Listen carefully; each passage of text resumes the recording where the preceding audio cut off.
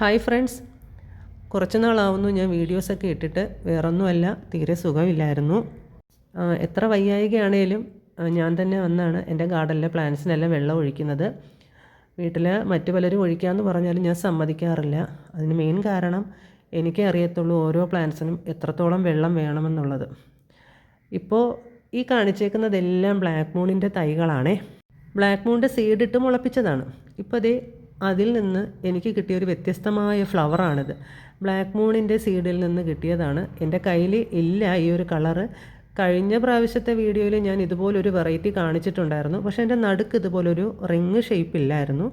ഇത് വേറൊരു രീതിയിൽ നമ്മുടെ ഓറഞ്ച് കളറ്, ടാറ്റു ഓറഞ്ചിലൊക്കെ വരുന്ന ഓറഞ്ച് കളറ് വന്നിട്ട് നടുക്കൊരു റിങ് കണക്ക്. എന്തായാലും ഭയങ്കരമായിട്ടുള്ളൊരു വ്യത്യസ്തമായിട്ടുള്ളൊരു പൂ തന്നെയാണ് കിട്ടിയിട്ടുള്ളത്. ഒരിക്കലും പ്രതീക്ഷയില്ല ബ്ലാക്ക് മൂണിൽ നിന്ന് എനിക്ക് ഇങ്ങനെ ഒരു ഫ്ലവർ കിട്ടുമെന്ന്.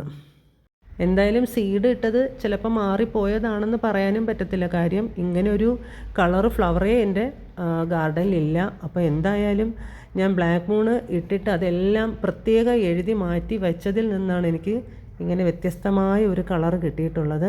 ഇനി ബാക്കിയുള്ളതൊക്കെ വിരിയുമ്പോൾ ഇനി ഏതൊക്കെ കളറാണാവോ അറിയത്തില്ല. എന്തായാലും ഇപ്പോൾ രണ്ടാമത്തെ കളറാണിത്.